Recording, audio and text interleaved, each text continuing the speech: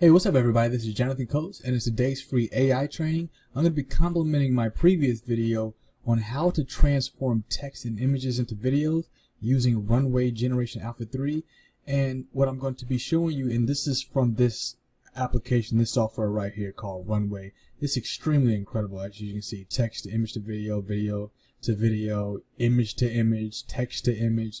So I've already got a video on this and I'll link you to this one right here. As you can see, it's about 16 minutes long and I go into great detail on how to, run it and how to basically, I give you tidbits, techniques and recommendations. But what I'm going to be talking about in this video is image prompting.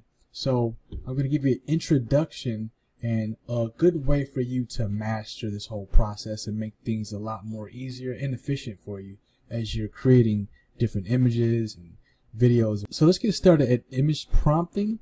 There's like style modifiers, quality boosters on the left hand side here, and this is called learnprompting.org. But if you click on image prompting over here on the left hand side, this little drop down waterfall here, you have the introduction, which I'm going to go over in this video. Then you got style modifiers, which is really short, so I can include this in the video as well. Quality boosters, repetition. So by the time you're done watching this video, you're going to be much more equipped and much better than the person next to you at image prompting. So let's go ahead and get started. Figuring out the best prompt to create a perfect image is a particular challenge. Research into methods to do so is not quite as developed as text prompting. This may be due to inherent challenges in creating objects which are fundamentally subjective and often lack good accuracy metrics. However, fear not, as the image prompting community has made great discoveries about how to prompt various image models. This guide covers basic image prompting techniques, and we highly encourage that you look at the great resources at the end of the chapter. Additionally, we provide an example of the end-to-end image prompting process below. So here's an example of image prompting. This is how they created images for the front page of this course. I had been experimenting with low poly style for a deep reinforcement learning neural radiance field project.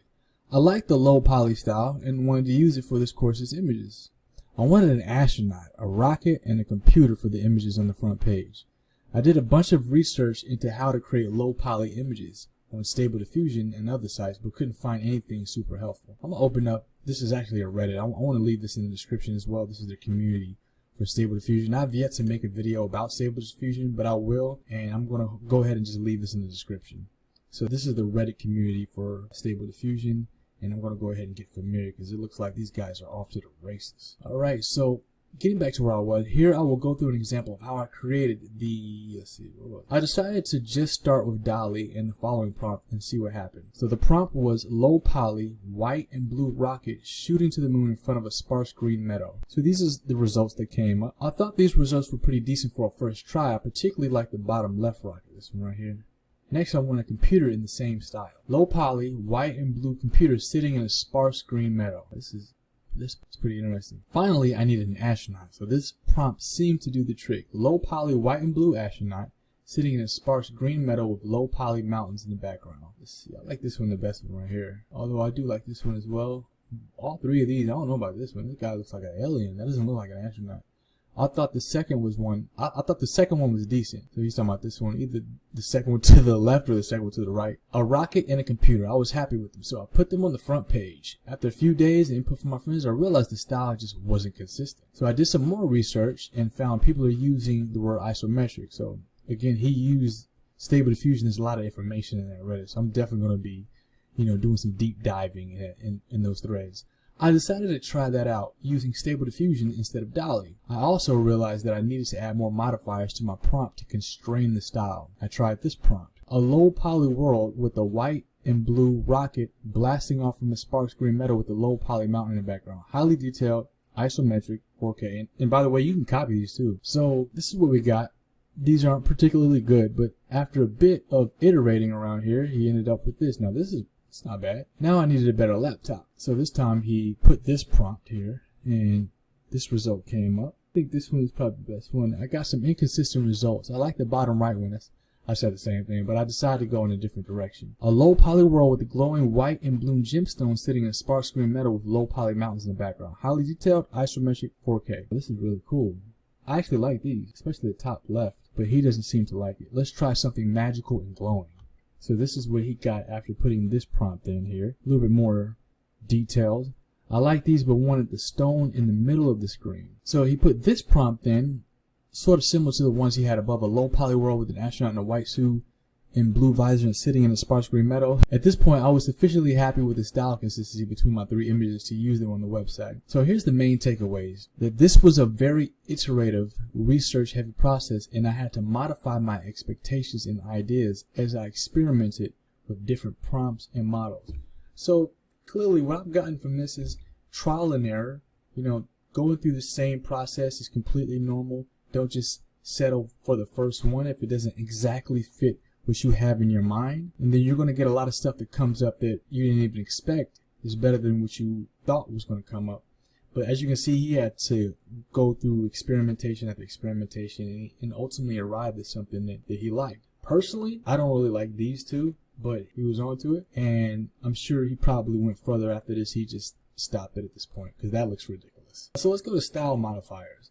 Style modifiers are simply descriptors which consistently produce certain styles. Tinted red, made of glass, rendered in Unity. They can be combined together to produce even more specific styles. They can include information about art periods, schools, and styles, but also art materials and media, techniques, and artists. So here's some examples of style modifiers here. So he generated these top with DALL-E with a prompt pyramid, and then he added an extra part to that prompt made of glass, rendered in Unity and tinted red, which uses 3 style modifiers. And then this is what came up. Here's a list of some useful style modifiers: photorealistic, painting, digital painting, concept art. And these are probably guys who have their own unique style here. I'm actually going to look this up live on video because I never heard of this guy before.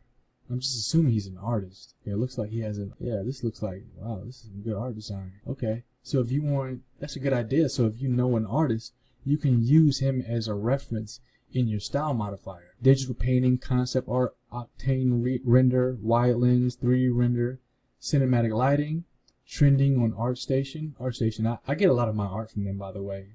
Most of my samurai images. Trending on CG, Society, hyperrealist, photo, natural light, film grain. So the conclusion with style modifiers is it's a simple way of adding specificity to your image prompt so that you can get a lot closer to your desired output. Now let's go to quality boosters. What are quality boosters? Are terms added to a prompt to improve certain non-style specific qualities of the generated image. For example, amazing, beautiful, good quality.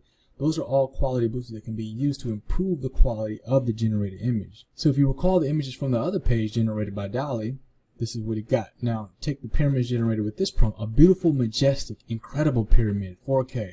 Now look at the difference just by adding these quality boosters here. These are much more scenic and impressive. Absolutely, especially all of them are really good. Here's a list of number quality boosters, and I'll have this in the description, by the way. High resolution, 2K, 4K, 8K, clear, good lighting, detailed, extremely detailed, sharp focus, intricate, beautiful, realistic, plus, complementary colors, high quality, hyper detailed, masterpiece, best quality, ArtStation, stunning. So conclusion, quality boosters like style modifiers demonstrate how small updates to an image prompt can lead to drastic improvements in generated outputs. How can quality boosters improve my image prompt? They can improve non-style specific qualities of an AI generated image.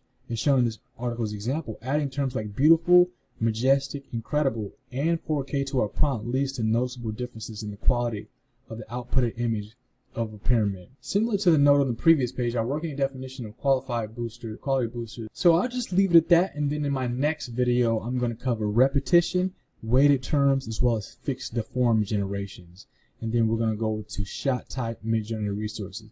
And then I'm going to start making videos about stable diffusion. I have yet to really truly dive into stable diffusion. I probably tinkered with it once in early 2023. But at that time, it was like nowhere near as good as now. As you can see, this looks indistinguishable from reality. So it's about that time for me to go ahead and become a master at this, and I'm going to share my journey with you. All right. I hope you enjoyed this video. I really enjoyed making it. I learned a lot here. I learned about an artist that clearly has his own unique, distinct style. I mean, look at his artwork. So we can use references from artists that you're familiar with, that you like their style. You can actually put that in the prompt. And be sure to check out my other video on how to transform text and images to videos. I actually walk you through the entire process, and I give you tidbits and techniques, and I got like resources and whatnot in the description. And speaking of the description, right below this video, you'll see the tools and the resources. Make sure you check that out, as well as a pinned comment by the Affiliate Marketing Samurai. I have everything that I included in this training, as well as my playlist on artificial intelligence and automation. And if you like content like this, then I highly recommend that you subscribe to the channel. I'll talk about everything when it comes to generating traffic and getting sales to your business, which is pretty universal, believe it or not. A lot of people don't even realize that this can significantly boost the performance of your business by mastering stuff like this. And also take a look at my AI checklist. It can help you to boost efficiency and creativity, and it's absolutely free. All you got to do is just put your name and your email address in. It'll get sent right to your inbox. All right, so I hope you enjoyed the training, and with that said, I will see you in the next video. See you then.